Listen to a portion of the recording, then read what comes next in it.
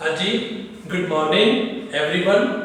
अपने कोल जिहड़ा सबजैक्ट हैगा एक्सपीरियंशियल लर्निंग ते ਇਹਦੇ ਵਿੱਚ ਜਿਹੜਾ ਸਾਡੇ ਕੋਲ ਟੌਪਿਕ ਚੱਲ ਰਿਹਾ ਸੀਗਾ ਅਨੁਭਵੀ ਸਿੱਖਣ ਦੇ ਮੁੱਦੇ ਅਤੇ ਸਰੋਕਾਰ। ਸਾਡਾ ਇਹ ਜਿਹੜਾ ਪੇਪਰ ਨੰਬਰ ਹੈਗਾਗਾ 7 ਪੇਪਰ ਨੰਬਰ ਹੈਗਾ ਜੀ ਸਾਡਾ ਇਹ। ਤਾਂ ਇਹਦੇ ਵਿੱਚ ਅਸੀਂ ਦੇਖੋ ਇੱਕ ਅਨੁਭਵੀ ਸਿੱਖਣ ਦੇ ਮੁੱਦੇ ਅਤੇ ਸਰੋਕਾਰ ਜਿਹੜੇ ਹੈਗੇ ਨੇ ਸਾਡਾ ਇਹ ਟੌਪਿਕ ਜਿਹੜਾ ਹੈਗਾ ਲਾਸਟ ਲੈਕਚਰ ਦੇ ਵਿੱਚ ਵੀ ਆਪਾਂ ਡਿਸਕਸ ਕੀਤਾ ਵੀ ਕਿਤੇ ਨਾ ਕਿਤੇ ਇੱਕ ਸਿੱਖਿਆ ਦੇ ਖੇਤਰ ਦੇ ਵਿੱਚ ਜਿਹੜੇ ਇਸ਼ੂਜ਼ ਬਣਦੇ ਨੇ ਜਾਂ ਇਸ਼ੂਜ਼ ਕਿਵੇਂ ਬਣਦੇ ਨੇ ਉਹਨਾਂ ਦੇ ਕੰਸਰਨ ਹੁੰਦੇ ਨੇ। ਮਤਲਬ ਜਦੋਂ ਅਸੀਂ ਇੱਕ ਅਨੁਭਵੀ ਸਿੱਖਣ ਦੀ ਗੱਲ ਕਰਦੇ ਹਾਂ ਨਾ ਤਾਂ ਕਿਤੇ ਨਾ ਕਿਤੇ ਉਹ ਪ੍ਰਯੋਗਿਕ ਸਿੱਖਿਆ ਦੀ ਗੱਲ ਹੋ ਰਹੀ ਹੁੰਦੀ ਆ। ਤਾਂ ਪ੍ਰਯੋਗਿਕ ਸਿੱਖਿਆ ਨੂੰ ਲੈ ਕੇ ਕਿਤੇ ਨਾ ਕਿਤੇ ਸਾਨੂੰ ਇੱਕ ਕਲਾਸਰੂਮ ਦੇ ਵਿੱਚ ਹੀ ਬੈਠ ਕੇ ਕਰਿਕੂਲਮ ਮਤਲਬ ਜਿਹੜਾ ਸਾਡਾ ਸਿਲੇਬਸ ਹੈਗਾ ਉਸ ਨੂੰ ਕਵਰ ਕਰਨ ਦੇ ਲਈ ਸਾਨੂੰ ਇੱਕ ਲਿਮਟਿਡ ਟਾਈਮ ਦਿੱਤਾ ਜਾਂਦਾ ਹੈ। ਸਾਨੂੰ ਵਾਰ-ਵਾਰ ਯਤਨ ਕਰਵਾਇਆ ਜਾਂਦਾ ਹੈ, ਉਸੇ ਹੀ ਸਿਲੇਬਸ ਨੂੰ ਰਿਵਾਈਜ਼ ਕਰਵਾਇਆ ਜਾਂਦਾ ਹੈ ਜਾਂ ਸਾਨੂੰ ਇੱਕ ਸਥਾਨ ਤੋਂ ਦੂਸਰੇ ਸਥਾਨ ਤੇ ਲੈ ਕੇ ਜਾਣ ਲਈ ਬਹੁਤ ਸਾਰੇ ਸੰਸਾਧਨਾਂ ਦੀ ਕਮੀ ਹੁੰਦੀ ਹੈ। ਰਿਸੋਰਸਸ ਜਿਹੜੇ ਹੁੰਦੇ ਨੇ ਉਹ ਬਹੁਤ ਲਿਮਟਿਡ ਹੁੰਦੇ ਨੇ ਕਿਉਂਕਿ ਜਿਹੜੀਆਂ ਪ੍ਰਾਈਵੇਟ ਏਜੰਸੀਜ਼ ਹੁੰਦੀਆਂ ਨੇ ਜਿਵੇਂ ਪ੍ਰਾਈਵੇਟ ਇੰਸਟੀਟਿਊਸ਼ਨ ਹੁੰਦੇ ਨੇ ਉਹਨਾਂ ਕੋਲ ਬਹੁਤ ਜ਼ਿਆਦਾ ਇਹਨਾਂ ਟੂਲਸ ਜਾਂ ਇਕਵਿਪਮੈਂਟਸ ਪਰਚੇਜ਼ ਕਰਨ ਦੇ ਲਈ ਬਹੁਤ ਜ਼ਿਆਦਾ ਖਰਚਾ ਜਿਹੜਾ ਹੈ ਉਹ ਨਹੀਂ ਕਰ ਪਾਉਂਦੇ। ਲਿਮਟਿਡ ਰਿਸੋਰਸਸ ਹੁੰਦੇ ਨੇ ਉੱਥੇ। ਤਾਂ ਇਹ ਅਨੁਭਵੀ ਸਿੱਖਣ ਦੇ ਜੋ ਆਪਾਂ ਗੱਲ ਕਰਦੇ ਵੀ ਮੁੱਦੇ ਕਿਉਂ ਬਣਦੇ ਹਨ ਤੇ ਕਾਰਨ ਕੀ ਹੁੰਦੇ ਹਨ ਤੇ ਉਹ ਸਰੋਕਾਰ ਹੁੰਦੇ ਨੇ ਮਤਲਬ ਸੰਬੰਧਿਤ ਰੱਖਦੇ ਹੁੰਦੇ ਨੇ। ਤਾਂ ਇਹਦੇ ਵਿੱਚ ਜਦੋਂ ਆਪਾਂ ਹੁਣ ਸਬ ਪੁਆਇੰਟ ਆਪਾਂ ਲਾਸਟ ਜਿਹੜਾ ਡਿਸਕਸ ਕੀਤਾ ਸੀ ਉਸ ਤੋਂ ਬਾਅਦ ਜਿਹੜਾ ਆਪਣੇ ਕੋਲ ਅੱਜ ਸਬ ਪੁਆਇੰਟ ਹੈਗਾ ਵਿਦਿਆਰਥੀਆਂ ਦੀ ਸ਼ਮੂਲੀਅਤ ਉੱਪਰ ਪਾਬੰਦੀ। ਵਿਦਿਆਰਥੀਆਂ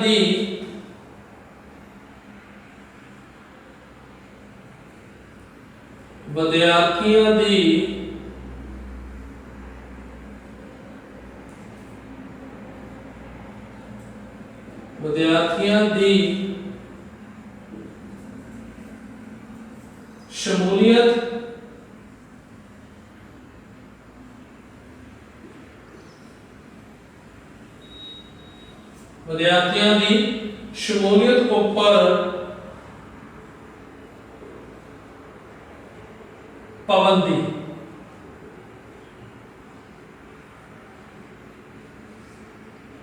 ਦੇਖੋ ਇੱਥੇ ਸਾਡੇ ਕੋਲੇ ਜਿਹੜਾ ਟੌਪਿਕ ਹੈਗਾ ਕਿ ਅਨੁਭਵੀ ਸਿੱਖਣ ਦਾ ਜਿਹੜਾ ਮੁੱਦਾ ਹੈਗਾ ਉਹ ਸਾਨੂੰ ਕਿਸ ਰੂਪ 'ਚ ਦੇਖਣ ਨੂੰ ਮਿਲ ਰਿਹਾ ਹੈਗਾ ਕਿ ਜਿਹੜੇ ਸਟੂਡੈਂਟਸ ਹੈਗੇ ਨੇ ਉਹਨਾਂ ਦੀ ਜਿਹੜੀ ਪ੍ਰੈਜੈਂਟੇਸ਼ਨ ਹੈਗੀ ਹੈ ਉਹਨਾਂ ਨੂੰ ਇੱਕ ਬਾਉਂਡ ਕੀਤਾ ਗਿਆ ਹੈਗਾ, ਲਿਮਟਿਡ ਕੀਤਾ ਗਿਆ ਹੈਗਾ, ਉਹਨਾਂ ਨੂੰ ਮੌਕੇ ਨਹੀਂ ਦਿੱਤੇ ਜਾਂਦੇ।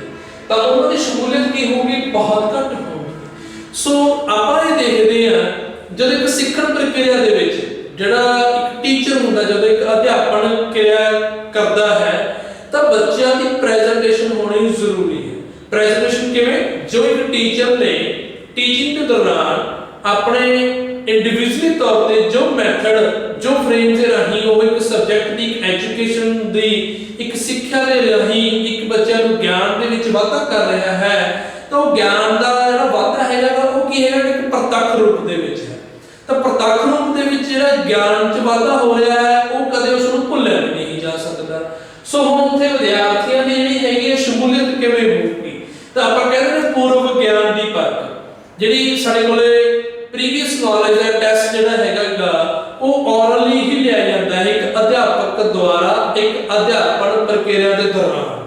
ਕਿਵੇਂ? ਜਿਵੇਂ ਆਪਾਂ ਕੋਈ ਟੌਪਿਕ ਆਪਾਂ ਸ਼ੁਰੂ ਕੀਤਾ ਹੈਗਾ ਆਪਣੇ ਕੋਲ ਸਬਜੈਕਟ ਹੈਗਾ ਠੀਕ ਹੈ ਆਪਾਂ ਉਹ ਸਬ ਪੁਆਇੰਟ ਕਰ ਲਿਆ ਆਪਾਂ ਕਹਿ ਸਕਦੇ ਵੀ ਉਹਦੇ ਪ੍ਰਤੀ ਐਗਜ਼ਾਮਪਲ ਕੀ ਬਣਦੀ ਹੈ, ਤੁਹਾਡਾ ਮਾਈਂਡ ਕੀ ਕਹਿੰਦਾ, ਤੁਹਾਡਾ ਵਿਚਾਰ ਕੀ ਕਹਿੰਦਾ ਹੈਗਾ। ਕਿਤੇ ਨਾ ਕਿਤੇ ਉਹ ਪ੍ਰੈਜੈਂਟੇਸ਼ਨ ਹੋਣੀ ਇੱਕ ਸਟੂਡੈਂਟਸ ਦੇ ਲਈ ਇਹ ਇੱਕ ਅਨੁਭਵੀ ਸਿੱਖਣ ਦੇ ਵਿੱਚ ਬਹੁਤ ਜ਼ਿਆਦਾ ਇੰਪੋਰਟੈਂਸ ਰੱਖਦਾ ਹੈ। ਤਾਂ ਉਹਦੇ ਵਿੱਚ ਕੀ ਸਾਨੂੰ ਇੰਡੀਵਿਜੂਅਲੀ ਸਾਨੂੰ ਵਿਚਾਰ ਮਿਲਦੇ ਹਨ, ਉਸ ਦੀ ਇੰਡੀਵਿਜੂਅਲੀ ਸਾਨੂੰ ਪ੍ਰੈਕਟਿਸ ਮਿਲਦੀ ਹੈ ਬੱਚੇ ਦੀ। ਤਾਂ ਜਿਹੜੀਆਂ ਉਹਦੀਆਂ ਪ੍ਰਯੋਗਿਕ ਗਤੀਵਿਧੀਆਂ ਹੋਣਗੀਆਂ ਕਹਿੰਦੇ ਉਹਨਾਂ ਦੇ ਵਿੱਚ ਉਹਨਾਂ ਨੂੰ ਜਿਹੜਾ ਸ਼ਾਮਲ ਹੋਣ ਦੇ ਜਿਹੜੇ ਮੌਕੇ ਹੈਗੇ ਨੇ ਉਹ ਮਿਲਣੇ ਚਾਹੀਦੇ ਹਨ। ਤਾਂ ਉਹ ਜਿਹੜੀ ਸ਼ਮੂਲੀਅਤ ਹੈਗੀ ਹੈ ਕਹਿੰਦੇ ਉਹ ਕੀ ਹੋਣੀ ਚਾਹੀਦੀ ਹੈ ਉਹਨਾਂ ਦੀ ਇੱਛਾ ਦੇ ਅਨੁਸਾਰ ਹੋਣੀ ਚਾਹੀਦੀ ਹੈ, ਸੁਤੰਤਰ ਹੋਣੀ ਚਾਹੀਦੀ ਹੈ, ਉਹਨਾਂ ਦੇ ਉੱਪਰ ਕੋਈ ਪਾਬੰਦੀ ਨਹੀਂ ਹੋਣੀ ਚਾਹੀਦੀ। ਮਤਲਬ ਪਾਬੰਦੀ ਨੂੰ ਵੀ ਆਪਾਂ ਕਲੀਅਰ ਕਰ ਰਹੇ ਨਾਲ ਸ਼ਬਦ ਨੂੰ ਕਿ ਪ੍ਰੈਜੈਂਟੇਸ਼ਨ ਤਾਂ ਹੋਵੇ ਬਟ ਪਾਬੰਦੀ ਨਹੀਂ ਹੋਣੀ ਚਾਹੀਦੀ। ਕਿਵੇਂ? ਜਿਵੇਂ ਹੁਣ ਆਪਾਂ ਕਹਿ ਦਿੱਤਾ ਕਿ ਬੱਚਿਆਂ ਨੂੰ ਆਪਾਂ ਸਿੱਖਿਆ ਦੇ ਰਾਹੀਂ ਆਪਾਂ ਜਦੋਂ ਗਿਆਨ ਦੇ ਰਹੇ ਹੋਈਏ ਤਾਂ ਆਪਾਂ ਕਹਿੰਦੇ ਨੇ ਤੁਸੀਂ ਉਸੇ ਹੀ ਵਿਸ਼ੇ ਦੇ ਪ੍ਰਤੀ ਜਿਹੜੀ ਉਦਾਹਰਨ ਦੇਣੀ ਹੈ ਉਸ ਵਿਸ਼ੇ ਨੂੰ ਲੈ ਕੇ ਉੱਥੋਂ ਹੀ ਉਦਾਹਰਨ ਚੱਕੀ ਜਾਵੇ, ਉਹ ਕੀ ਹੋ ਗਿਆ? ਪਾਬੰਦੀ ਹੋ ਗਈ। ਹੁਣ ਉਸ ਪਾਬੰਦੀ ਨੂੰ ਜੇਕਰ ਬੱਚੇ ਨੂੰ ਅਨੁਭਵ ਕਰਵਾਉਣਾ ਹੋਵੇ, ਉਸ ਪਾਬੰਦੀ ਨੂੰ ਖਤਮ ਕਰਨ ਦੇ ਲਈ ਕਹਿੰਦੇ ਪ੍ਰੈਜੈਂਟੇਸ਼ਨ ਜਿਹੜੀ ਹੈਗੀ ਆ ਉਹ ਓਪਨ ਮਾਈਂਡ ਦੇ ਨਾਲ ਹੋਣੀ ਚਾਹੀਦੀ ਹੈ, ਓਪਨ ਵਿਊਜ਼ ਦੇ ਨਾਲ ਹੋਣੀ ਚਾਹੀਦੀ ਹੈ, ਉਸ ਦਾ ਖੁਦ ਆਪਣਾ ਰਿਫਲੈਕਸ਼ਨ ਹੋਣਾ ਚਾਹੀਦਾ ਹੈ। ਜਦੋਂ ਅਸੀਂ ਸੈਲਫ ਇੰਟਰੋਡਿਊਸ ਕਰਦੇ ਆ ਤਾਂ ਕੀ ਅਸੀਂ ਕਿਤਾਬ ਦੇ ਅਨੁਸਾਰ ਆਪਣੀ ਸੈਲਫ ਇੰਟਰੋਡਕਸ਼ਨ ਦਿੰਦੇ ਹਾਂ? ਨਹੀਂ, ਜੋ ਅਸੀਂ ਪ੍ਰਾਪਤ ਕੀਤਾ ਹੈ, ਜੋ ਅਸੀਂ ਅੱਜ ਤੱਕ ਅਚੀਵ ਕੀਤਾ ਹੈ ਟੂ ਟਿਲ ਡੇਟ, ਅਸੀਂ ਉਸੇ ਚੀਜ਼ ਨੂੰ ਕੀ ਕਰਦੇ ਹੈਗੇ? ਐਕਸਪਲੇਨ ਕਰਦੇ ਹਾਂ। ਮਤਲਬ ਉੱਥੇ ਕੋਈ ਪਾਬੰਦੀ ਨਹੀਂ ਹੋਣੀ ਚਾਹੀਦੀ, ਪਾਬੰਦੀ ਨਹੀਂ ਹੁੰਦੀ। ਸੋ ਉਸੇ ਜਿਹੜੀ ਸਾਡੇ ਕੋਲ ਇੱਕ ਪਾਬੰਦੀ ਦੀ ਗੱਲ ਹੋ ਰਹੀ ਹੈ, ਉਸੇ ਪਾਬੰਦੀ ਨੂੰ ਜਿਹੜਾ ਹੈਗਾ ਜੇਕਰ ਖਤਮ ਕਰਾਂਗੇ ਤਾਂ ਕਈ ਸਕੂਲਾਂ ਦੇ ਵਿੱਚ ਜਿਹੜੇ ਅਧਿਆਪਕ ਨੇ ਕਹਿੰਦੇ ਬਿਲਕੁਲ ਹੀ ਬੱਚਿਆਂ ਨੂੰ ਆਜ਼ਾਦੀ ਨਹੀਂ ਦਿੰਦੇ, ਸੁਤੰਤਰ ਰੂਪ ਦੇ ਵਿੱਚ ਉਹਨਾਂ ਨੂੰ ਸ਼ਾਮਲ ਹੀ ਨਹੀਂ ਹੋਣ ਦਿੰਦੇ, ਉਹਨਾਂ ਦੀ ਸ਼ਮੂਲੀਅਤ ਨੂੰ ਸਾਹਮਣੇ ਨਹੀਂ ਆਉਣ ਦਿੰਦੇ। ਸੋ ਇਹ ਬਹੁਤ ਵੱਡਾ ਇੱਕ ਸਾਡੇ ਕੋਲ ਮੁੱਦਾ ਹੈ, ਪਰ ਸਰੋਕਾਰ ਵੀ ਹੈ, ਸੰਬੰਧਿਤ ਵੀ ਹੈ ਕਿਹਦੇ ਨਾਲ? ਇੱਕ ਅਨੁਭਵੀ ਸਿੱਖਣ ਦੇ ਨਾਲ। ਹੁਣ ਵਿਦਿਆਰਥੀਆਂ ਦੀ ਸ਼ਮੂਲੀਅਤ ਨਹੀਂ ਹੋਊਗੀ, ਇੱਕ ਅਧਿਆਪਕ ਨੂੰ ਇਹ ਨਹੀਂ ਪਤਾ ਲੱਗਣਾ ਅਧਿਆਪਨ ਦੇ ਦੌਰਾਨ ਕਿ ਬੱਚਿਆਂ ਨੇ ਇੱਕ ਸਿੱਖਿਆ ਦੇ ਖੇਤਰ ਦੇ ਵਿੱਚ ਜਦੋਂ ਉਹ ਸ਼ਾਮਿਲ ਹੋਏ ਨੇ ਤਾਂ ਉਹਨਾਂ ਨੇ ਕਿੰਨਾ ਕੁ ਗਿਆਨ ਹਾਸਲ ਕੀਤਾ ਹੈ। ਤਾਂ ਉਸ ਗਿਆਨ ਦੀ ਇੱਕ ਪਰਖ ਕਰਨੀ ਇੱਕ ਅਧਿਆਪਕ ਨੇ ਆਪਣੇ ਮੈਥਡ ਦੇ ਰਾਹੀਂ, ਤਾਂ ਉਹਦੇ ਵਿੱਚ ਪ੍ਰੈਜੈਂਟੇਸ਼ਨ ਕਹਿੰਦੇ ਪਾਬੰਦੀ ਨਹੀਂ ਹੋਣੀ ਚਾਹੀਦੀ, ਉਹਦੀ ਆਪਦੀ ਇੱਛਾ ਦੇ ਮੁਤਾਬਕ ਉਹਨੂੰ ਸੁਤੰਤਰ ਰੂਪ ਦੇ ਵਿੱਚ ਉਹਨੂੰ ਮੌਕੇ ਦੇਣੇ ਚਾਹੀਦੇ ਹਨ, ਤਾਂ ਕਿ ਉਹ ਜਿਹੜੀ ਆਪਣੀ ਉਹਦੇ ਵਿੱਚ ਸੋਚ ਜਾਂ ਸਮਝ ਬਣੀ ਇੱਕ ਵਿਸ਼ੇ ਨੂੰ ਲੈ ਕੇ, ਇੱਕ ਟੌਪਿਕ ਨੂੰ ਲੈ ਕੇ ਉਹਨੂੰ ਬਹੁਤ ਬਾਖੂਬੀ ਤਰੀਕੇ ਨਾਲ ਉਸ ਨੂੰ ਐਕਸਪਲੇਨ ਕਰ ਸਕੇ। ਸੋ ਇਹੀ ਇੱਕ ਅਨੁਭਵੀ ਸਿੱਖਣ ਦਾ ਇੱਕ ਮੁੱਦੇ ਜਾਂ ਸਰੋਕਾਰ ਨੇ ਕਿ ਵਿਦਿਆਰਥੀ ਦੀ ਜਿਹੜੀ ਸ਼ਮੂਲੀਅਤ ਹੈ ਉਹਦੇ ਉੱਪਰ ਪਾਬੰਦੀ ਨਹੀਂ ਹੋਣੀ ਚਾਹੀਦੀ। ਨੈਕਸਟ ਸਾਡੇ ਕੋਲ ਸਬ ਪੁਆਇੰਟ ਹੈਗਾ ਜੀ ਸਮੂਹਿਕ ਕਾਰਜ ਤੇ ਸਮੂਹਿਕ ਕਾਰਜ ਦੇ ਸਮੂਹਿਕ ਕਾਰਜ ਦੇ ਜਿਹੜਾ ਸਾਡੇ ਕੋਲੇ ਸਮੂਹਿਕ ਕਾਰਜ ਹੈਗਾਗਾ, ਕਹਿੰਦੇ ਸਮੂਹਿਕ ਕਾਰਜ ਦੇ ਅਣਉਚਿਤ ਕੌਸ਼ਲ, ਸਮੂਹਿਕ ਕਾਰਜ ਦੇ ਅਣਉਚਿਤ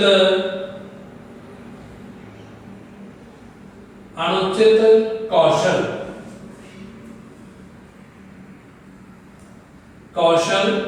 ਕੌਸ਼ਲ ਹੁੰਦੇ ਨੇ ਜੀ ਸਾਡੀਆਂ ਸਕਿੱਲ, ਜਿਹਨੂੰ ਅਸੀਂ ਟੈਲੈਂਟ ਵੀ ਕਹਿ ਦਿੰਦੇ ਨੇ ਜੀ ਆਪਣਾ, ਅਣਉਚਿਤ ਕੌਸ਼ਲ। ਹੁਣ ਦੇਖੋ ਕੀ ਹੈਗਾ, ਸਮੂਹਿਕ ਕਾਰਜ ਕੀ ਹੋਗਾ? ਇੱਕ ਗਰੁੱਪ ਐਕਟੀਵਿਟੀ ਹੋਗੀ। ਅਣਉਚਿਤ ਕੌਸ਼ਲ ਜਿਹੜੇ ਕਿ ਸਾਡੇ ਜਿਹਨੂੰ ਅਸੀਂ ਕਹਿ ਦਿੰਦੇ ਆ ਸਾਡੀ ਅਸੈਸਮੈਂਟ ਜਿਹੜੀ ਹੁੰਦੀ ਹੈ ਉਹ ਕੀ ਹੈਗੀ ਆ, ਕਹਿੰਦੇ ਉਹ ਕਿਸ ਬੇਸ ਤੇ ਹੁੰਦੀ ਹੈ? ਸਾਡੀ ਐਕਟੀਵਿਟੀਜ਼ ਬੇਸ ਤੇ, ਸਾਡੇ ਕਾਰਜ ਤੇ ਨਿਰਭਰ ਹੁੰਦੀ ਹੈ। ਅਣਉਚਿਤ ਕੌਸ਼ਲ ਹੁਣ ਕਿੱਥੇ ਆਪਾਂ ਦੇਖਦੇ ਆ ਵੀ ਕਿਤੇ ਨਾ ਕਿਤੇ ਜਿਹੜੀਆਂ ਸਾਡੀਆਂ ਅਣਉਚਿਤ ਕੌਸ਼ਲ ਕਿਰਿਆਵਾਂ ਹੁੰਦੀਆਂ ਹਨ ਸਾਡੀਆਂ, ਉਹ ਕੀ ਹੁੰਦੀਆਂ ਹਨ? ਕਿਤੇ ਨਾ ਕਿਤੇ ਸਾਨੂੰ ਉਹ ਇੱਕ ਅਨੁਭਵੀ ਸਿੱਖਣ ਦੇ ਵਿੱਚ ਕਿਤੇ ਨਾ ਕਿਤੇ ਸਾਡੀ ਉਹ ਇੱਕ ਗਰੁੱਪ ਦੇ ਰਾਹੀਂ ਸਮੱਸਿਆਵਾਂ ਜੋ ਪੈਦਾ ਹੋਈਆਂ ਹੁੰਦੀਆਂ ਉਹਨਾਂ ਨੂੰ ਹੱਲ ਕਰਨ ਦੇ ਮੌਕੇ ਮਿਲਦੇ ਹਨ। ਪਰ ਸਾਡੇ ਕੋਲ ਤਾਂ ਪਹਿਲੇ ਪਾਬੰਦੀਆਂ ਲੱਗ ਚੁੱਕੀਆਂ ਹਨ। ਅਨੁਭਵੀ ਸਿੱਖਣ ਦੇ ਵਿੱਚ ਇੱਕ ਮੁੱਦਾ ਬਣ ਚੁੱਕਿਆ ਹੈ ਕਿ ਜਿਹੜੀ ਵਿਦਿਆਰਥੀਆਂ ਦੀ ਪ੍ਰੈਜੈਂਟੇਸ਼ਨ ਜਿਹੜੀ ਹੈਗੀ ਹੈ ਉਹ ਕੀ ਕਰਦੀ ਹੈ? ਇੱਕ ਪਾਬੰਦੀ ਦੇ ਰੂਪ ਦੇ ਵਿੱਚ ਲੈ ਕੇ ਆਉਂਦੀ ਹੈ, ਤਾਂ ਉੱਥੇ ਅਨੁਭਵੀ ਸਿੱਖਣਾ ਵਿਅਕਤੀ ਦੇ ਵਿੱਚ ਨਹੀਂ ਪਾਇਆ ਜਾਂਦਾ। ਹੁਣ ਸਮੂਹਿਕ ਕਾਰਜ ਕੀ ਹੈਗਾਗਾ? ਅਣਉਚਿਤ ਕੌਸ਼ਲ ਦੀ ਜਦੋਂ ਗੱਲ ਹੁੰਦੀ ਹੈ ਤਾਂ ਆਪਾਂ ਦੇਖਦੇ ਹਾਂ ਕਿ ਵਿਦਿਆਰਥੀਆਂ ਨੂੰ ਜੇਕਰ ਅਸੀਂ ਅਧਿਆਪਕ ਦੇ ਵਿੱਚ ਇਹ ਗੱਲ ਹੁੰਦੀ ਹੈ ਕਿ ਅਸੀਂ ਵਿਦਿਆਰਥੀਆਂ ਨੂੰ ਅਜਿਹਾ ਟੈਲੈਂਟ ਲੈ ਕੇ ਆਉਣਾ ਕਿ ਜਦੋਂ ਉਹ ਪ੍ਰੈਜੈਂਟੇਸ਼ਨ ਦੇਣ ਤਾਂ ਉਹਨਾਂ ਨੂੰ ਮਹਿਸੂਸ ਹੀ ਨਾ ਹੋਵੇ ਵੀ ਅਸੀਂ ਇਹ ਕਿਹੜੀ ਕਿਰਿਆਵਾਂ ਦੇ ਦੌਰਾਨ ਅਸੀਂ ਸਿੱਖ ਲਿਆ। ਸੋ ਇਹ ਜਿਹੜੀ ਇੱਕ ਸਿੱਖਣ ਦੀ ਜਿਹੜੀ ਪ੍ਰਕਿਰਿਆ ਹੈਗੀ ਆ, ਤਾਂ ਉਹਦੇ ਵਿੱਚ ਆਪਾਂ ਇਹ ਦੇਖਦੇ ਆ ਵੀ ਕਿਤੇ ਨਾ ਕਿਤੇ ਜਿਹੜਾ ਸਾਡੇ ਕੋਲੇ ਕੌਸ਼ਲ ਹੈਗਾਗਾ, ਇਹ ਬੱਚਿਆਂ ਨੂੰ ਗਤੀਵਿਧੀਆਂ ਜਿਹੜੀਆਂ ਹੈਗੀਆਂ ਨੇ, ਪ੍ਰਯੋਜਨ ਜਿਹੜਾ ਹੈਗਾ ਕਿਰਿਆਵਾਂ, ਉਹ ਇੱਕ ਗਰੁੱਪ ਦੇ ਵਿੱਚ ਸ਼ਾਮਲ ਨਹੀਂ ਹੋਣ ਦਿੱਤਾ ਜਾਂਦਾ।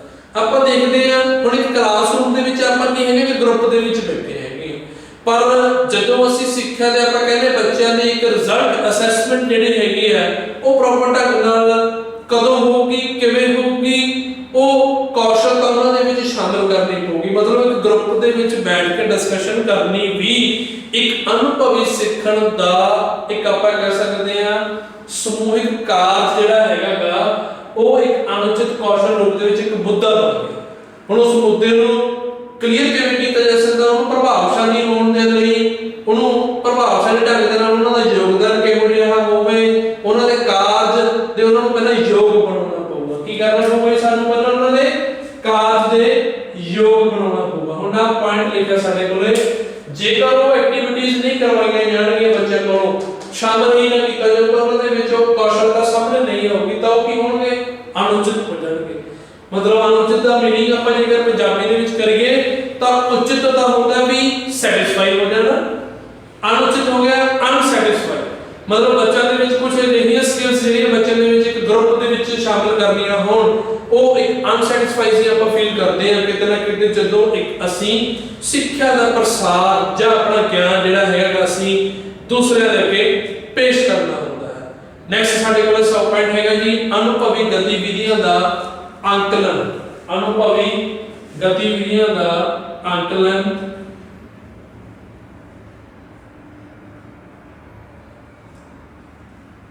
ਅਨੁਭਵੀ ਗਤੀਵਿਧੀਆਂ ਦਾ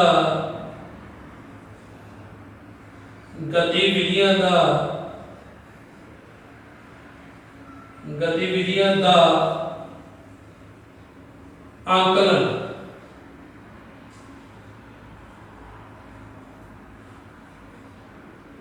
ਅੰਕਲਨ ਕੀ ਹੈਗੀ, ਸਾਡੀ ਇੱਕ ਅਸੈਸਮੈਂਟ ਹੈ, ਸਾਡੀ ਐਕਟੀਵਿਟੀਜ਼ ਦੀ ਅਸੈਸਮੈਂਟ ਕਹਿੰਦੇ ਮੁੱਦਾ ਬਣ ਚੁੱਕਾ ਹੈ। ਅਨੁਭਵੀ ਗਤੀਵਿਧੀਆਂ ਦੇ ਵਿੱਚ ਜਿਹੜੀਆਂ ਸਾਡੀਆਂ ਐਕਸਪੀਰੀਐਂਸ਼ੀਅਲ ਜਿਹੜੀ ਐਕਟੀਵਿਟੀ ਹੈਗੀ ਆ ਉਹਦੀ ਅਸੈਸਮੈਂਟ ਦੀ ਗੱਲ ਹੋ ਰਹੀ ਹੈ।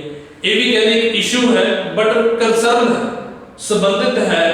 ਕਿਵੇਂ ਸੰਬੰਧਿਤ ਹੈ, ਕਹਿੰਦੇ ਅਸੀਂ ਦੇਖਦੇ ਹਾਂ ਜਿਹੜੇ ਅਸੀਂ ਸਿੱਖਿਆ ਦੇ ਖੇਤਰ ਦੇ ਵਿੱਚ ਜੋ ਨਤੀਜੇ ਲੈਣੇ ਚਾਹੁੰਦੇ ਆ, ਉਹਨਾਂ ਨਤੀਜਿਆਂ ਨੂੰ ਤਾਂ ਹੀ ਸਾਰਥਕ ਰੂਪ ਦੇ ਵਿੱਚ ਲਿਆ ਜਾਊਗਾ ਜੇਕਰ ਸਾਡੇ ਕੋਲ ਸੰਸਾਧਨ, ਸਾਡੇ ਕੋਲ ਉਸ ਕਿਰਿਆਵਾਂ ਦੇ ਨਾਲ ਸਾਡੇ ਕੋਲ ਪੂਰੇ ਹੋਣਗੇ। ਤਾਂ ਆਪਾਂ ਇੱਕ ਅਨੁਭਵੀ ਸਿੱਖਣ ਦੀ ਗੱਲ ਕੀਤੀ ਹੈਗੀ ਹੈ। ਕਹਿੰਦੇ ਨਤੀਜਿਆਂ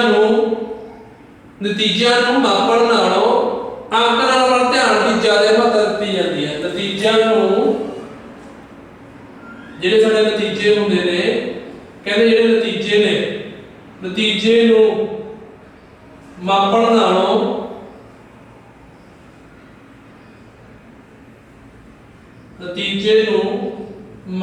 ਨਾਲੋਂ ਦੇਖੋ ਜਿਹੜਾ ਨਤੀਜਾ ਆ ਗਿਆ, ਕਹਿੰਦੇ ਉਹਨੂੰ ਮਾਪਣ ਨਾਲੋਂ ਕਹਿੰਦੇ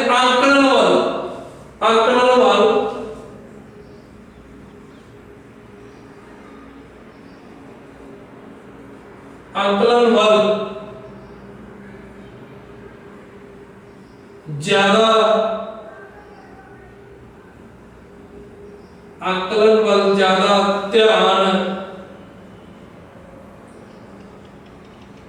ਦਿੱਤਾ ਜਾਂਦਾ ਹੈ।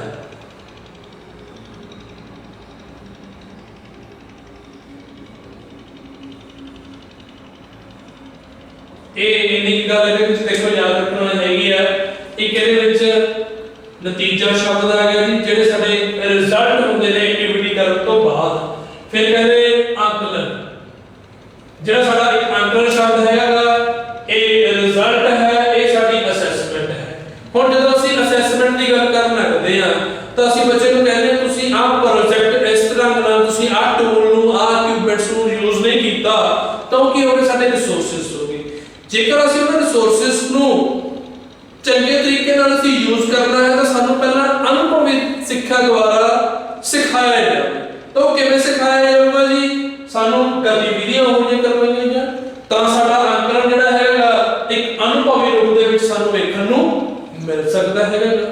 ਫਿਰ ਉਹ ਮਾਪਣ ਦੀ ਜਿਹੜੀ ਕਿਰਿਆਵਾਂ ਹੈਗੀਆਂ ਨੇ, ਉਹ ਵੀ ਸਾਨੂੰ ਜਿਹੜੇ ਉਹਦੇ ਸਾਡੇ ਮਾਪਦੰਡ ਹੈਗੇ ਨੇ, ਫਿਰ ਉਹ ਕੀ ਹੋਣਗੇ, ਸਾਰਥਕ ਹੋਣਗੇ ਜੀ। ਉਹ ਤਾਂ ਸਿੱਖਣ ਦੇ ਜਿਹੜੇ ਨਤੀਜੇ ਹੈਗੇ ਨੇ ਔਰ ਜਿਹੜੇ ਅੰਕਲਨ ਹੈਗੇ ਨੇ, ਇਹਨਾਂ ਨੂੰ ਪ੍ਰਾਪਤ ਕਰਨ ਦੇ ਲਈ ਜਿਹੜੀ ਲੋੜ ਹੈਗੀ ਹੈ, ਉਹ ਜਿਹੜੇ ਮੁੱਦੇ ਨੇ ਜਾਂ ਸਰੋਕਾਰ ਨੇ, ਇੱਕ ਅਨੁਭਵੀ ਗਤੀਵਿਧੀਆਂ ਦੇ ਰਾਹੀਂ ਸਾਨੂੰ ਸ਼ਾਮਲ ਕਰਨੇ ਚਾਹੀਦੇ ਹਨ। ਤਾਂ ਇੱਕ ਸਿੱਖਿਆ ਦੇ ਖੇਤਰ ਦੇ ਵਿੱਚ ਜਦੋਂ ਇੱਕ ਅਨੁਭਵੀ ਸਿੱਖਣ ਦੀ ਗੱਲ ਆਉਂਦੀ ਹੈ ਤਾਂ ਗਤੀਵਿਧੀਆਂ ਦੁਆਰਾ ਹੀ ਇੱਕ ਚੰਗਾ ਅੰਕਲਨ ਉਦੋਂ ਮਿਲ ਸਕਦਾ ਹੈ ਜਦੋਂ ਅਸੀਂ ਇੱਕ ਚੰਗੇ ਸੰਸਾਧਨਾਂ ਦੀ ਮੌਜੂਦਗੀ ਦੇ ਰਾਹੀਂ ਇੱਕ ਪ੍ਰਯੋਜਨ ਕਿਰਿਆਵਾਂ ਦੇ ਵਿੱਚ ਅਸੀਂ ਸ਼ਾਮਲ ਹੋਵਾਂਗੇ। ਸੋ ਇਹ ਅੱਜ ਸਾਡੇ ਕੋਲ ਜੋ ਇੱਕ ਅਨੁਭਵੀ ਸਿੱਖਣ ਦੇ ਮੁੱਦੇ ਅਤੇ ਸਰੋਕਾਰ ਰੂਪ ਦੇ ਵਿੱਚ ਸਾਡੇ ਕੋਲ ਟੌਪਿਕ ਜਿਹੜਾ ਹੈਗਾ ਐਕਸਪੀਰੀਐਂਸ਼ੀਅਲ ਲਰਨਿੰਗ ਸਬਜੈਕਟ ਦੇ ਵਿੱਚ ਸਾਡੇ ਕੋਲੇ ਇਹ ਸਬ ਪੁਆਇੰਟ ਦੇ ਰਾਹੀਂ ਅਸੀਂ ਡਿਸਕਸ ਕਰ ਰਹੇ ਹੈਗੇ ਆ ਕਿ ਉਸ ਤੋਂ ਬਾਅਦ ਹੈਗਾ ਜੀ ਨੈਤਿਕਤਾ, ਜਿਹੜੀ ਅਸੀਂ ਮੋਰੈਲਿਟੀ ਕਹਿੰਦੇ ਨੇ ਜੀ ਆਪਣੀ, ਔਰ ਨਿਜਤਾ।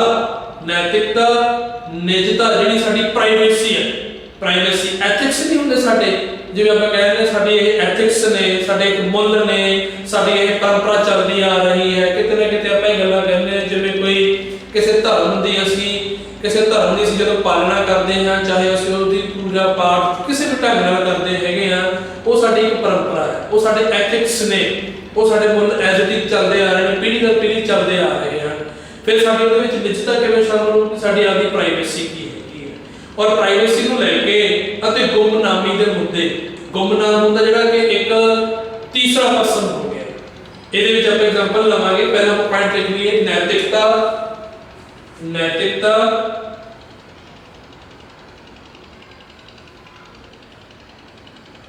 ਨੈਤਿਕਤਾ, ਨਿਜਤਾ,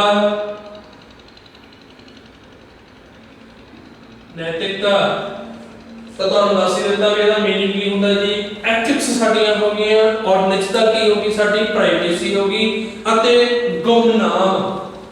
ਨਾਮ ਕੀ ਹੈਗਾ ਜੀ? ਗੁੰਮਨਾਮ, ਜਿਹਨੂੰ ਅਸੀਂ ਥਰਡ ਪਰਸਨ ਦੇ ਨਾਮ ਦੇ ਉੱਤੇ ਗੱਲ ਕਰਦੇ ਹੁੰਦੇ ਆ, ਗੁੰਮਨਾਮ। ਦੇਖੋ ਇਹ ਸਾਡੇ ਕੋਲੇ ਲਾਸਟ ਸਾਡਾ ਇੱਕ ਟੌਪਿਕ ਦਾ ਸਬ ਪੁਆਇੰਟ ਹੈਗਾ ਜੀ ਇਹ। ਹੁਣ ਇਹਦੇ ਵਿੱਚ ਜੇ ਮੈਂ ਗੱਲ ਕਰਾਂ ਐਥਿਕਸ ਦੀ ਔਰ ਨਿਜਤਾ ਦੀ ਗੱਲ ਕਰੀਏ ਸਾਡੀ, ਔਰ ਗੁੰਮਨਾਮ ਦੀ ਗੱਲ ਕਰੀਏ, ਅਨੁਭਵੀ ਸਿੱਖਣ ਦੇ ਵਿੱਚ ਕੀ ਹੁੰਦਾ ਹੈ? ਇੱਕ ਅਧਿਆਪਕ ਕਹਿੰਦਾ ਹੈ ਤੁਹਾਡੀ ਇੱਕ ਇੰਟਰਵਿਊ ਹੈ, ਤਾਂ ਇੰਟਰਵਿਊਜ਼ ਦੇ ਵਿੱਚ ਤੁਹਾਡੇ ਕੋਲੇ 2% ਜਿਹੇ ਬੈਠੇ ਹੋਣਗੇ ਜਿਹੜੇ ਤੁਹਾਨੂੰ ਪ੍ਰਤੱਖ ਰੂਪ ਦੇ ਵਿੱਚ ਤੁਹਾਡਾ ਗਿਆਨ ਜਿਹੜਾ ਹੈਗਾ ਉਹ ਆਬਜ਼ਰਵ ਕਰ ਰਹੇ ਹੋਣਗੇ, ਔਰ ਜਿਹੜੀ ਉਹ ਆਬਜ਼ਰਵੇਸ਼ਨ ਹੈ ਐਕਚੁਅਲੀ ਉਹ ਕਿੰਨੀ ਕੁ ਤੁਹਾਡੀ ਰਿਲਾਇਬਲ ਹੈ, ਕਿੰਨੀ ਕੁ ਤੁਹਾਡੀ ਉਹ ਡਿਊਰੇਬਲ ਹੈਗੀ ਹੈ, ਉਸ ਦਾ ਜਿਹੜਾ ਮਾਪਦੰਡ ਹੈਗਾ ਉਹ ਸਾਨੂੰ ਇੱਕ ਗੁੰਮਨਾਮ ਰੂਪ ਦੇ ਵਿੱਚ ਮਿਲਦਾ ਹੈ। ਤਾਂ ਇੱਕ ਅਨੁਭਵੀ ਸਿੱਖਣ ਦੇ ਵਿੱਚ ਜਦੋਂ ਗੱਲ ਹੁੰਦੀ ਹੈ ਤਾਂ ਉਹ ਕਹਿੰਦੇ ਜਦ ਪ੍ਰੈਜੈਂਟੇਸ਼ਨ ਦਿੰਦੇ ਆ ਤਾਂ ਸਾਰਿਆਂ ਦੇ ਸਾਹਮਣੇ ਦਿੰਦੇ ਤਾਂ ਗੁੰਮਨਾਮ ਹਿਡਨ ਕੋਈ ਚੀਜ਼ ਹੋਣੀ ਨਹੀਂ ਚਾਹੀਦੀ। ਅਨੁਭਵੀ ਸਿੱਖਣ ਦੇ ਵਿੱਚ ਕੀ ਹੋਣਾ ਚਾਹੀਦਾ? ਪ੍ਰਤੱਖ ਗਿਆਨ ਹੋਣਾ ਚਾਹੀਦਾ। ਪ੍ਰਤੱਖ ਗਿਆਨ ਹਾਸਲ ਕਰਾਂਗੇ ਤਾਂ ਸਭ ਤੋਂ ਪਹਿਲਾਂ ਉਹਦਾ ਮਾਈਂਡ ਪ੍ਰਪੇਅਰ ਕਰਨ ਦੇ ਲਈ ਸਾਨੂੰ ਉਹਦੀਆਂ ਗਤੀਵਿਧੀਆਂ ਜਿਹੜੀਆਂ ਹੈਗੀਆਂ ਨੇ, ਉਹ ਕਾਰਜ ਅਵਸਥਾ ਜਿਹੜੀ ਹੈਗੀ ਉਹਦੇ ਵਿੱਚ ਸ਼ਾਮਲ ਕਰਨਾ ਪਊਗਾ। ਉਹਨੂੰ ਉਸ ਤਰੀਕੇ ਨਾਲ ਬੱਚੇ ਨੂੰ ਗਿਆਨ ਦਿੱਤਾ ਜਾ ਸਕਦਾ ਹੈ। ਹੁਣ ਅਨੁਭਵੀ ਸਿੱਖਣ ਦੇ ਵਿੱਚ ਇਹ ਇੱਕ ਮੁੱਦਾ ਬਣ ਗਿਆ, ਇੱਕ ਗੁੰਮਨਾਮ ਰੂਪ ਦੇ ਵਿੱਚ, ਇੱਕ ਨਿਜਤਾ ਦੇ ਰੂਪ ਦੇ ਵਿੱਚ, ਇੱਕ ਨੈਤਿਕਤਾ ਦੇ ਰੂਪ ਦੇ ਵਿੱਚ। ਸਾਡੇ ਐਥਿਕਸ ਸਾਡੀ ਕੀ ਕਹਿੰਦੀ ਹੈਗੀ? ਸਾਡੀ ਆਪਣੀ ਰਿਲੇਸ਼ਨ ਜਿਹੜੀ ਹੈਗੀ ਉਹ ਸਾਡੀ ਪ੍ਰਾਈਵੇਸੀ ਹੈਗੀ ਹੈ। ਬਟ ਜਦੋਂ ਅਸੀਂ ਕੌਨਫੀਡੈਂਟਲੀ ਹੋ ਕੇ ਪ੍ਰੈਜੈਂਟੇਸ਼ਨ ਦਿੰਦੇ ਆ, ਸਾਨੂੰ ਦੱਸਿਆ ਕੁਝ ਹੋਰ ਜਾਂਦਾ, ਮਿਲਦਾ ਸਾਨੂੰ ਕੁਝ ਹੋਰ ਹੈਗਾ, ਫਿਰ ਰਿਜ਼ਲਟ ਕੀ ਹੋਣਗੇ?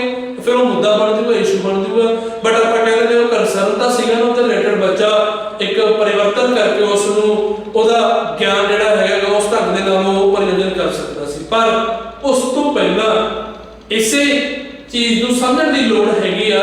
ਇੱਕ ਇੰਟਰਵਿਊ ਦੇ ਦੌਰਾਨ ਜਦੋਂ ਆਪਾਂ ਕਹਿੰਦੇ ਤੁਹਾਨੂੰ ਇੱਕ ਲੈਟਰ ਆ ਸਕਦਾ, ਤਾਂ ਐਜ਼ ਇਟ ਇਜ਼ ਬੱਚੇ ਨੂੰ ਲੈਟਰ ਭੇਜਿਆ ਜਾਵੇ, ਐਜ਼ ਇਟ ਇਜ਼ ਉਹਨੂੰ ਪੈਟਰਨ ਦੇ ਥਰੂ ਫੋਲੋ ਅਪ ਕਰਵਾਏ ਜਾਣ, ਜੋ ਉਹਦੇ ਸਟੈਪ ਹੈਗੇ ਨੇ, ਇੰਟਰਵਿਊ ਕਿਵੇਂ ਦੇਣੀ ਹੈਗੀ ਆ, ਕਿਸ ਵਿਸ਼ੇ ਦੇ ਰਿਲੇਟਡ ਆਈ ਹੈਗੀ ਆ, ਉਸ ਨੂੰ ਪ੍ਰਪੇਅਰ ਕਿਵੇਂ ਕਰਨਾ ਹੈਗਾ। ਤੁਸੀਂ ਇੱਕ ਅਨੁਭਵ ਕਰਨਾ ਹੋਊਗਾ ਕਿ ਕਾਰਜਾਤਮਕ ਕਿਰਿਆਵਾਂ ਦੇ ਨਾਲ, ਤਾਂ ਉਹ ਤਾਂ ਹੀ ਹੋ ਪਾਊਗਾ ਜੇਕਰ ਅਸੀਂ ਬੱਚਿਆਂ ਨੂੰ ਪਹਿਲਾਂ ਅਨੁਭਵ ਸਿੱਖਣ ਦੇ ਵਿੱਚ ਉਹਨਾਂ ਨੂੰ ਸ਼ਾਮਲ ਕਰਾਂਗੇ।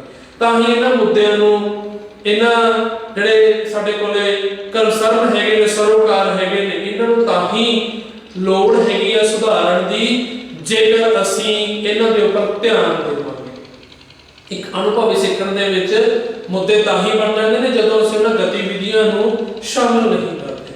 ਸੋ ਇਸ ਦੇ ਨਾਲ ਇਸ ਤੋਂ ਬਾਅਦ ਇਸ ਟੌਪਿਕ ਦੇ ਵਿੱਚ ਆਪਾਂ ਕਨਕਲੂਜਨ ਦੀ ਗੱਲ ਕਰ ਲੈਂਦੇ ਹੈਗੇ ਜੀ। ਸਾਡਾ ਸਿੱਟਾ ਕੀ ਹੈਗਾ?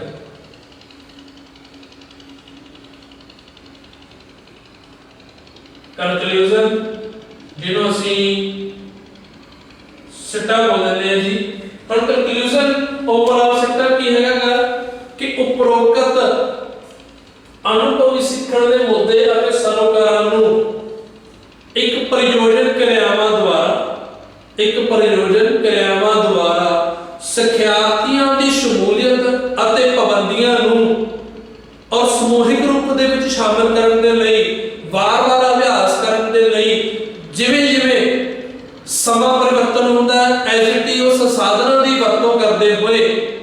ਵਿਕਾਸ ਦਾ ਰੂਪ ਜਿਹੜਾ ਹੈਗਾਗਾ ਉਹਨਾਂ ਦੇ ਮਾਪਦੰਡਾਂ ਦਾ ਜਿਹੜਾ ਆਕਾਰ ਜਿਹੜਾ ਹੈਗਾਗਾ ਉਹ ਤਾਂ ਹੀ ਵਧਾਇਆ ਜਾ ਸਕਦਾ ਜੇਕਰ ਇਹਨਾਂ ਮੁੱਦਿਆਂ ਨੂੰ ਧਿਆਨ ਦੇ ਵਿੱਚ ਰੱਖਿਆ ਜਾਵੇ। ਇਸ ਦੇ ਨਾਲ ਹੀ ਜਿਹੜਾ ਸਾਡੇ ਕੋਲ ਇਹ ਟੌਪਿਕ ਸੀਗਾ ਜੀ, ਇੱਕ ਅਨੁਭਵੀ ਸਿੱਖਣ ਦੇ ਮੁੱਦੇ ਅਤੇ ਸਰੋਕਾਰ ਕੀ ਸੀਗਾ, ਆਪਾਂ ਅੱਜ ਕੀਤਾ ਹੈ ਡਿਸਕਸ ਕਿ ਵਿਦਿਆਰਥੀਆਂ ਦੀ ਜਿਹੜੀ ਪ੍ਰੈਜੈਂਟੇਸ਼ਨ ਹੈਗੀ ਆ ਉਹਨਾਂ ਦੇ ਉੱਪਰ ਵੀ ਕਿਤੇ ਨਾ ਕਿਤੇ ਪਾਬੰਦੀ ਸਾਨੂੰ ਵੇਖਣ ਨੂੰ ਮਿਲਦੀ ਹੈ। ਫਿਰ ਇੱਕ ਆਪਾਂ ਸਮੂਹਿਕ ਕਾਰਜ ਦੀ ਗੱਲ ਕੀਤੀ, ਉਹ ਕੀ ਹੈ, ਕਹਿੰਦੇ ਇੱਕ ਅਨੁਚਿਤ ਕੌਸ਼ਲ ਨੇ।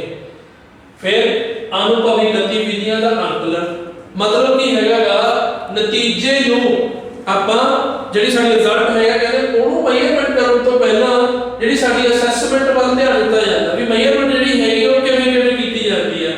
ਲਾਈਕ ਆਪਾਂ ਇੱਕ ਟੌਪਿਕ ਦੇ ਰਿਲੇਟਡ ਤੁਹਾਨੂੰ ਇੱਕ ਸਬਜੈਕਟ ਦੇ ਵਿੱਚ ਵੱਖ-ਵੱਖ ਟੌਪਿਕ ਦਿੱਤੇ ਜਾਂਦੇ ਹਨ, ਉਹਦੀ ਅਸੈਸਮੈਂਟ ਕਰਨ ਦੇ ਲਈ ਤੁਹਾਡੀ ਹੈਂਡਰਾਈਟਿੰਗ ਦੇਖਣੀ ਪਊਗੀ, ਤੁਸੀਂ ਕਿੰਨਾ ਕੁ ਮਟੀਰੀਅਲ ਜਿਹੜਾ ਹੈਗਾ ਆਪਣੇ ਵੱਲੋਂ ਤੁਸੀਂ ਕਿੰਨਾ ਕੁ ਐਲੈਬੋਰੇਟ ਕਰ ਸਕਦੇ ਹੋ, ਕਿੰਨਾ ਕੁ ਤੁਸੀਂ ਉਹਦੇ ਵੱਲ ਆਪਾਂ ਐਕਸਪਲੇਨ ਕਰ ਸਕਦੇ ਹੋ। ਪਰ ਇਸ ਚੀਜ਼ ਦੇ ਲਈ ਸਭ ਤੋਂ ਪਹਿਲਾਂ ਕੀ ਕਰਨਾ ਪਊਗਾ, ਤੁਹਾਨੂੰ ਤਿਆਰ ਕਰਨਾ ਪਊਗਾ। ਉਹਨੂੰ ਤਿਆਰ ਕਰਨ ਦੇ ਲਈ ਕੀ ਹੈਗਾ, ਉਹ ਗਤੀਵਿਧੀਆਂ ਬੱਚਿਆਂ ਕੋਲੋਂ ਪਹਿਲਾਂ ਹੋਣੀਆਂ ਕਰਵਾਈਆਂ ਜਾਣ, ਤਾਂ ਹੀ ਬੱਚਿਆਂ ਦੇ ਵਿੱਚ ਇਹ ਕਿਰਿਆਵਾਂ ਕੀ ਹੋਣਗੀਆਂ, ਸ਼ਾਮਲ ਹੋਣਗੀਆਂ, ਵੇਖੀਆਂ ਜਾਣਗੀਆਂ, ਪਾਈਆਂ ਜਾਣਗੀਆਂ। ਕਿਸ ਰੂਪ ਦੇ ਵਿੱਚ, ਅਨੁਭਵੀ ਸਿੱਖਣ ਦੇ ਰੂਪ ਦੇ ਵਿੱਚ। ਔਰ ਲਾਸਟ ਤੇ ਆਪਾਂ ਗੱਲ ਕੀਤੀ ਐਥਿਕਸ ਦੀ ਗੱਲ ਕੀਤੀ, ਪ੍ਰਾਈਵੇਸੀ ਦੀ ਗੱਲ ਕੀਤੀ, ਔਰ ਗੁਮਨਾਮ ਕੀ ਹੈਗਾ, ਸਾਡਾ ਇੱਕ ਜਿਹੜਾ ਆਪਾਂ ਕਹਿ ਦਿੰਦੇ ਆ ਸਾਨੂੰ ਇਸ ਚੀਜ਼ ਦਾ ਪਤਾ ਹੀ ਨਹੀਂ ਸੀਗਾ, ਜਦੋਂ ਆਪਾਂ ਕਿਰਿਆਵਾਂ ਕਰਕੇ ਆਪਾਂ ਹਟ ਜਾਂਦੇ ਫਿਰ ਆਪਾਂ ਕਹਿੰਦੇ ਸਾਨੂੰ ਇਸ ਚੀਜ਼ ਦੇ ਬਾਰੇ ਪਤਾ ਹੀ ਨਹੀਂ ਸੀਗਾ। ਉਹ ਚੀਜ਼ ਬੱਚਿਆਂ ਦੇ ਪ੍ਰਤੀ ਕਹਿੰਦੇ ਹਿਡਨ ਨਹੀਂ ਹੋਣੀ ਚਾਹੀਦੀ। ਜੇਕਰ ਉਹ ਕਿਰਿਆਵਾਂ ਹਿਡਨ ਰਹਿਣਗੀਆਂ ਤਾਂ ਬੱਚੇ ਦੇ ਵਿੱਚ ਜਿਹੜੀ ਅੰਕਲਨ ਹੈਗਾਗਾ, ਮਾਪਦੰਡ ਜਿਹੜਾ ਹੈਗਾਗਾ ਉਹ ਗਤੀਵਿਧੀ ਵਿੱਚ ਇੱਕ ਪ੍ਰਯੋਜਨ ਕਿਰਿਆ ਦੇ ਵਿੱਚ ਉਹਦਾ ਅਨੁਭਵੀ ਸਿੱਖਣ ਦਾ ਕੀ ਬਣ ਜਾਊਗਾ, ਮੁੱਦਾ ਬਣ ਜਾਊਗਾ। ਤਾਂ ਇਸੇ ਨੂੰ ਅਸੀਂ ਕੀ ਕਹਿ ਸਕਦੇ ਜੀ, ਸਿੱਟਾ ਕਹਿ ਸਕਦੇ ਹਾਂ। ਤਾਂ ਸਿੱਟੇ ਨੂੰ ਆਪਾਂ ਆਪਣੀ ਭਾਸ਼ਾ ਦੇ ਵਿੱਚ ਲਿਖ ਕੇ ਉਹਨੂੰ ਅਸੀਂ ਉਹਦਾ 2 ਜਾਂ 3 ਲਾਈਨਾਂ ਦੇ ਵਿੱਚ ਉਹਦਾ ਜਵਾਬ ਦੇ ਕੇ ਅਸੀਂ ਉਸ ਨੂੰ ਪ੍ਰੋਪਰ ਤਰੀਕੇ ਨਾਲ ਲਿਖ ਕੇ ਅਸੀਂ ਉਸ ਨੂੰ ਸਮਝ ਸਕਦੇ ਹਾਂ। ਅੱਜ ਦੇ ਲਈ ਜਿਹੜਾ ਟੌਪਿਕ ਸੀਗਾ ਅਨੁਭਵੀ ਸਿੱਖਣ ਦੇ ਮੁੱਦੇ ਤੇ ਸਰੋਕਾਰ, ਇਹ ਟੌਪਿਕ ਆਪਣਾ ਖਤਮ ਹੋ ਗਿਆ ਜੀ। ਤਾਂ ਨੈਕਸਟ ਜਿਹੜਾ ਟੌਪਿਕ ਹੋਊਗਾ ਆਪਾਂ ਨੈਕਸਟ ਲੈਕਚਰ ਦੇ ਵਿੱਚ ਆਪਾਂ ਡਿਸਕਸ ਕਰਾਂਗੇ। Thank you.